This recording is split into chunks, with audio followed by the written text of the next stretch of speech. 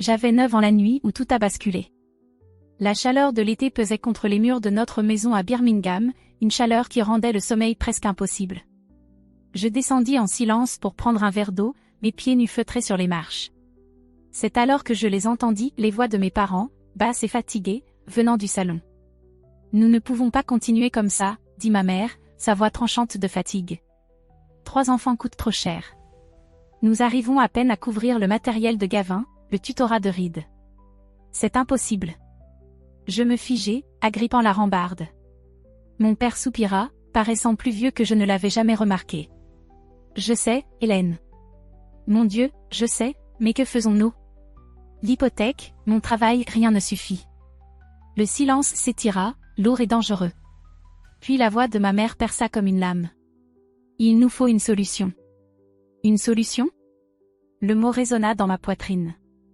Il y eut une pause, puis la réponse de mon père vint, prudente et délibérée. Meredith a cette grande maison en Arkansas. Elle est seule. Elle demande toujours des nouvelles des enfants. À 9 ans, je ne comprenais pas entièrement ce qu'il tramait.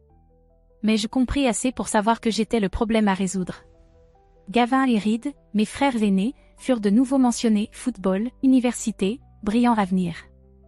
Mon nom ne franchit jamais leurs lèvres. Le verre d'eau trembla dans ma main, et je remontai les escaliers, pressant mon oreille contre l'oreiller frais. Mon cœur battait si fort que j'avais l'impression qu'il allait traverser mes côtes. Cette nuit-là, pour la première fois, je compris que l'amour pouvait être mesuré, pesé et compté, et dans leurs calculs, je ne comptais pas. Je m'endormis en me demandant ce que ça faisait d'être désiré, et non seulement épargné. Quelques semaines plus tard, mes parents m'annoncèrent que nous partions pour un voyage d'été en voiture. Ils le dirent comme un cadeau, une surprise juste pour moi. Gavin et Reed seraient occupés avec le camp de football, mais je pourrais voir la sœur de mon père, Meredith, qui vivait en Arkansas. J'essayais de croire que c'était spécial, mais le souvenir de leurs paroles murmurées me collait encore comme de la fumée. Le trajet me sembla interminable. Mes parents parlaient de prix de l'essence et de travail, mais personne ne me demanda ce qui me rendait heureuse. Mon estomac se nouait entre anticipation et angoisse. Lorsque nous arrivâmes enfin dans l'allée, la maison de Meredith se dressait devant moi comme venue d'un autre monde, grande colonne blanche, vaste pelouse, tout à sa place. Meredith sortit pour nous accueillir, ses cheveux argentés tirés en arrière, ses yeux bleus perçants. Mais quand elle me regarda, son visage s'adoucit d'une manière que je n'avais jamais vue. « Alors voilà Anne-Lise, dit-elle, sa voix ferme mais chaleureuse. Elle se baissa légèrement, me regardant directement dans les yeux. « Bonjour, ma chérie. J'attendais de te rencontrer. » Pour la première fois, quelqu'un ne regardait pas au-delà de moi vers Gavin ou Reed. Je me sentis vue, et cette sensation était presque effrayante. Nous entrâmes, et tandis que les adultes parlaient à voix basse, j'explorai la pièce avec ses meubles polis et ses étagères remplies de livres. Puis mon père se leva. Nous devrions repartir. Je me levai, prête à rassembler mes affaires. Mais la voix de ma mère me stoppa net. En fait, Anne-Lise, tu vas rester ici un moment avec tante Meredith. Ces mots tombèrent comme un coup de tonnerre. Mes frères rentraient chez eux, et moi pas. Je regardais leur voiture disparaître dans l'allée tandis que Meredith posait une main sur mon épaule. Les premières nuits dans la maison de Meredith semblèrent irréelles, comme si j'étais tombée dans la vie de quelqu'un d'autre. Ma chambre était plus grande que l'espace que j'avais partagé avec mes 2 frères, avec un lit à baldaquin et de grandes fenêtres donnant sur le jardin. Au début, je restais éveillée, attendant le bruit de la voiture de mes parents revenant dans l'allée.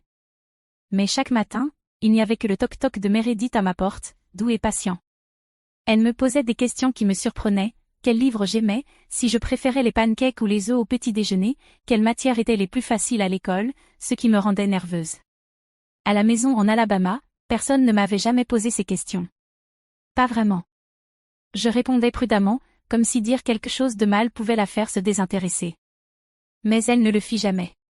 Au contraire, elle se penchait, posait des questions supplémentaires et se souvenait de ce que j'avais dit.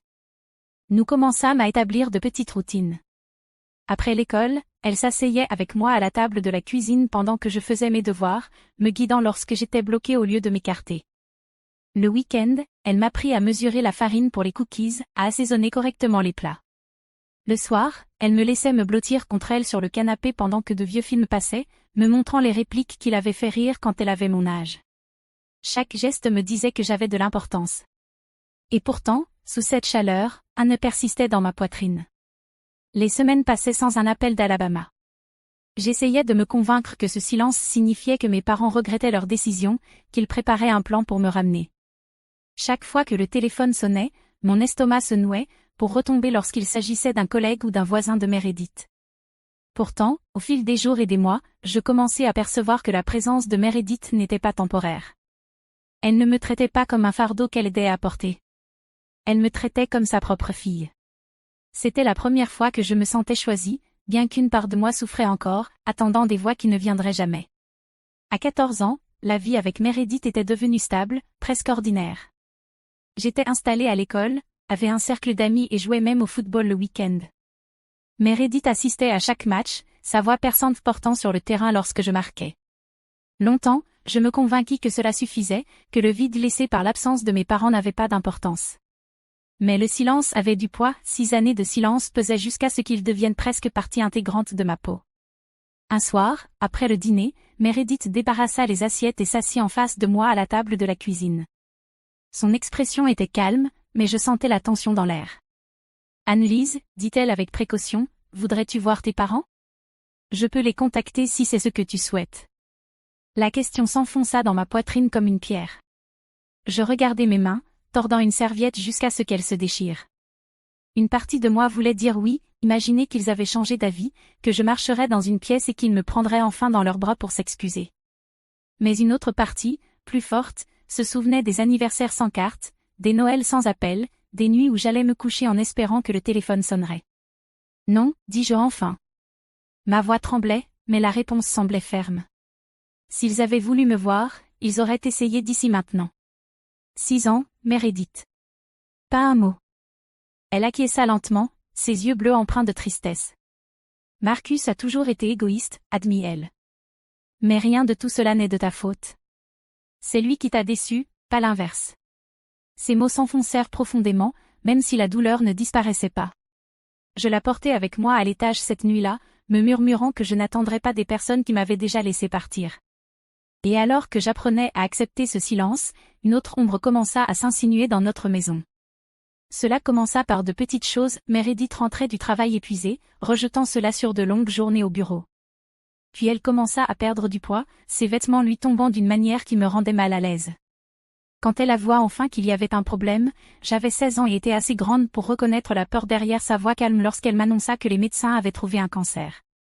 Je me souviens être assise à la table de la cuisine, au même endroit où elle m'avait déjà demandé si je voulais voir mes parents.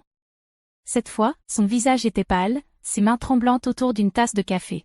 « C'est sérieux, dit-elle doucement. Mais je vais me battre. » À ce moment-là, je compris que la femme qui m'avait portée à travers tout avait maintenant besoin que je la soutienne. Nos routines changèrent du jour au lendemain. J'appris à préparer des repas doux pour son estomac, à maintenir la maison en ordre quand elle était trop fatiguée pour se lever du canapé. Le jour où j'obtins mon permis de conduire, mon premier trajet n'était pas pour célébrer avec des amis, mais pour emmener Meredith à sa chimiothérapie.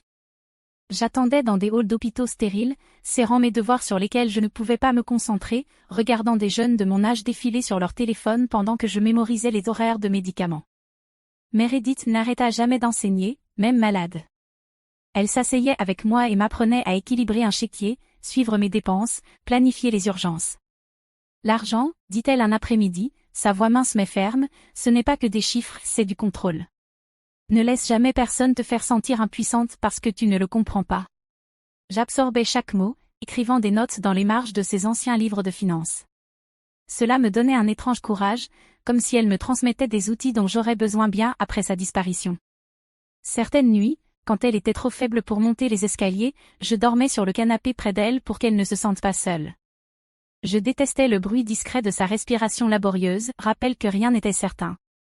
Et juste au moment où la maladie semblait vouloir envahir chaque recoin de notre vie, les médecins prononcèrent un mot que je n'avais pas osé espérer, rémission. À mes 18 ans, Meredith commençait déjà à décliner de nouveau. La rémission que nous avions célébrée 2 ans plus tôt n'avait été qu'une pause, une fragile trêve avec quelque chose d'inexorable. Elle essayait de garder sa force, mais je voyais celle-ci s'échapper dans la façon dont elle s'appuyait plus lourdement sur la rampe, dans l'amincissement de sa voix en soirée. Pour mon anniversaire, elle insista pour me préparer un gâteau, bien que ses mains tremblassent en mesurant le sucre. Nous nous assîmes ensemble à la table à manger, juste toutes les deux. Le gâteau était de travers, mais pour moi, il était parfait. Cette nuit-là, elle me tendit une petite boîte en velours. À l'intérieur se trouvait un collier délicat, une chaîne en or avec un simple pendentif qui avait appartenu à sa mère. Ses yeux brillaient lorsqu'elle le passa autour de mon cou. « Tu es forte, intelligente et gentille », murmura-t-elle. « N'oublie jamais cela. Peu importe ce qui arrive, tu porteras toujours ces qualités avec toi. Elles te protégeront plus que l'argent ne le pourrait jamais. » Je voulais croire que sa force durerait pour toujours. Mais quelques mois plus tard, j'étais assise à son chevet, serrant sa main fragile alors que sa respiration ralentissait. Elle s'éteignit silencieusement, comme une bougie qui vacille. Les funérailles se succédèrent dans un flou, des visages inconnus offrant des condoléances que j'entendais à peine. C'est Monsieur Blackwood, l'avocat de Meredith, qui s'assit avec moi après et m'expliqua ce qu'elle avait laissé derrière elle. La maison, ses comptes, tous 3 millions de dollars au total étaient à moi. J'aurais dû me sentir en sécurité, mais je ne ressentais que le vide. Les murs du manoir, autrefois remplis de sa voix stable et de sa présence attentive, résonnaient maintenant de silence. Chaque pièce me rappelait son absence, chaque objet un poids que je n'étais pas sûre de pouvoir porter. Et alors que je commençais à comprendre ce que signifiait être seule, un coup retentit à la porte 3 jours après les funérailles. Je errais encore dans les couloirs comme un fantôme, incertaine de ce qu'il fallait faire ensuite. Lorsque la sonnette retentit, ma poitrine se serra alors que je descendais le long couloir. Et lorsque je regardais à travers la vitre, mon estomac se noua. Sur le porche se tenaient les 4 personnes que je n'avais pas vues depuis 11 ans, mes parents et mes frères. Ma mère fut la première à bouger. Elle fit un pas en avant avec un sourire éclatant mais fragile et tendit les bras vers moi. « Oh, ma chérie », dit-elle, les bras ouverts. Je me figeai, l'odeur des lys des funérailles s'accrochant encore à mes vêtements. Mon père passa devant moi sans attendre la permission, les yeux parcourant le hall comme s'il le cataloguait. Gavin et Reed suivirent, leurs regards balayant les meubles, les tableaux sur les murs, le parquet poli. « Ça fait plaisir de te voir », dit mon père en s'installant dans une chaise comme si elle lui appartenait. « Nous sommes là pour nous assurer que tu n'es pas seule. » Je restai debout, mes mains agrippant le cadre de la porte. « Où étiez-vous il y a 3 jours ?» Ma voix était plus dure que je ne l'avais voulu. Mère fit un léger geste de la main. « Oh, Anne-Lise, tu sais, nous avions la fête pour la promotion de Gavin. Tout le monde venait déjà. Le traiteur était payé. Nous ne pouvions pas annuler quelque chose d'aussi important. » Ces mots tombèrent avec un poids nauséeux. Ils avaient choisi une fête plutôt qu'un enterrement. Plutôt que moi. « Mais nous sommes là maintenant », ajouta-t-elle rapidement, tapotant le canapé à côté d'elle comme si je pouvais m'asseoir, avide de réconfort. « Tu as besoin de ta vraie famille. » Je ris alors, un rire creux même à mes propres oreilles. Ma vraie famille a été enterrée cette semaine. Les mots restèrent suspendus entre nous, et pour la première fois, je vis leur sourire vaciller, mais seulement un instant. Car sous leur chagrin étudié, leurs yeux brillaient d'autre chose, la faim. Et c'est à ce moment que je compris qu'ils n'étaient pas venus pour me réconforter. Ils étaient venus pour la maison. Il ne fallut pas longtemps pour que leur masque tombe. Mon père s'inclina en arrière dans la chaise comme s'il en était le propriétaire. « Ce domaine est trop pour une fille de ton âge. En tant que frère de Meredith, je devrais hériter de la moitié. » C'est juste. Reed sourit et ajouta, « Et soyons honnêtes, Anne-Lise, tu as 19 ans. Que sais-tu de la gestion de 3 millions de dollars ?» Le chiffre résonna dans l'air comme une cloche d'alarme. Ma mère tendit la main vers moi, les yeux grands ouverts avec une fausse inquiétude. « Ma chérie, tu as besoin de conseils. Nous sommes toujours tes parents légalement. Nous sommes tes tuteurs jusqu'à tes 19 ans en Alabama. » Ces mots brisèrent quelque chose en moi. 11 ans de silence, et maintenant il voulait me réclamer à nouveau. Je m'excusai, montai à l'étage et pris la carte que l'avocat de Meredith m'avait donnée lors des funérailles. Mes mains tremblaient en composant le numéro. « Monsieur Blackwood, c'est Anne-Lise. Ils sont là. Ils ne partiront pas. Je serai là dans quelques instants, dit-il fermement. Ne signez rien et n'acceptez rien. » 20 minutes plus tard, il entra, grand et calme, portant sa mallette comme une arme. Ma famille se raidit à sa vue. « Bonjour, dit-il d'une voix posée. Je suis Jonathan Blackwood, l'avocat de Madame Rowan. Je comprends qu'il y a eu une confusion. » Mon père se redressa, gonflant la poitrine. « Nous ne sommes pas confus. Elle est encore mineure selon la loi de l'Alabama. Nous sommes ses tuteurs. Monsieur Blackwood ouvrit sa mallette et sortit des documents, sa voix calme mais inflexible. Annelise est résidente légale de l'Arkansas depuis plus de 10 ans. Ici, la majorité est fixée à 18 ans. De plus, ses parents ont renoncé à leurs droits lorsque Meredith l'a légalement adoptée. Vous n'avez aucune réclamation, légale ou autre, sur elle ou cette succession. Le silence était tranchant, brisé seulement par le rire en colère de Reed. C'est insensé. Monsieur Blackwood referma son dossier avec finalité. Ce qui est insensé, c'est de croire que vous pouvez effacer 11 ans de négligence par un soudain intérêt pour son compte en banque. Leurs visages se durcirent, et une lueur de désespoir traversa leurs yeux tandis que je réalisais qu'ils n'abandonneraient pas facilement. Après que Monsieur Blackwood les eut chassés, je pensais que c'était terminé, mais les appels commencèrent presque immédiatement, des numéros inconnus à toute heure du jour, des voix que je n'avais pas entendues depuis mon enfance tentaient maintenant de se frayer un chemin dans ma vie. Gavin fut le premier. Écoute, Annelise, tu as plus d'argent que tu ne sais quoi en faire. Je vais me marier. Tout ce dont j'ai besoin, c'est d'un acompte pour une maison. Cela signifierait le monde pour moi. Sa voix était fluide, maîtrisée, comme s'il négociait un contrat plutôt que de parler à sa sœur. Puis Reed, j'ai une opportunité d'affaires, des rendements garantis. Tu pourrais tripler ton héritage si tu me soutiens. Le désespoir sous son assurance était évident, mais il le dissimulait avec confiance, comme si je devais le remercier pour cette chance d'investir. Les appels de ma mère furent les plus difficiles à entendre. Ses sanglots transperçaient la messagerie. Nous avons fait une terrible erreur. Tu es notre bébé, Annelise. Je ne peux pas dormir en sachant ce que nous avons fait. Pardonne-nous. Nous avons juste besoin d'aide. C'est tout. Chaque message fut enregistré, catalogué et conservé, exactement comme Monsieur Blackwood l'avait ordonné. Après un mois, il leur envoya une mise en demeure formelle, détaillant chaque acte de harcèlement. Il les avertit que si cela continuait, nous demanderions une ordonnance de protection. Les appels cessèrent.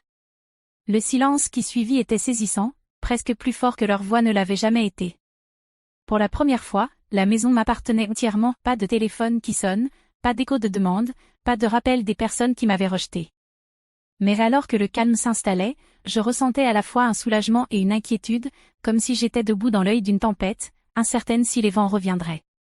Lorsque je commençais l'université, le poids de ces appels et menaces s'était estompé dans ma mémoire. J'avais choisi d'étudier la finance non seulement parce que cela me fascinait, mais aussi parce que cela me semblait être une manière de faire perdurer l'héritage de Meredith. Chaque cours, chaque nuit tardive à éplucher des chiffres me rappelait les après-midi où elle me montrait comment comprendre l'argent, m'enseignant que le savoir était une protection. La maison ne ressemblait plus à un tombeau. Peu à peu, je l'emplis de morceaux de ma propre vie, des amis du campus qui venaient pour des sessions d'études, des étagères garnies de livres que j'avais choisis, des fleurs fraîches dans la cuisine parce que Meredith les avait toujours aimées. Je gardais son collier près de moi, le portant lors des examens, laissant reposer contre ma clavicule comme une encre. Parfois, assise à son bureau à réviser des études de cas, j'entendais sa voix dans ma tête, calme et stable, ne laisse jamais personne te faire sentir impuissante. Ces mots me portaient à travers les moments de doute, à travers les nuits où la solitude pesait trop lourd. Le sang m'avait abandonné, mais le choix m'avait embrassé. Meredith m'avait choisi quand personne d'autre ne l'aurait fait. Et grâce à elle, j'ai appris que la famille ne se mesure pas à l'ADN, elle se construit dans la loyauté, le sacrifice, dans la décision de rester quand les choses deviennent difficiles. Je vis avec cette vérité aujourd'hui. Quand je ferme la porte d'entrée le soir, le son ne résonne plus dans une maison vide. Il scelle un foyer construit sur l'amour, un amour qu'on ne peut pas enlever. Au final, qu'est-ce qui définit une famille ? Le sang qui vous abandonne, ou l'amour qui reste ?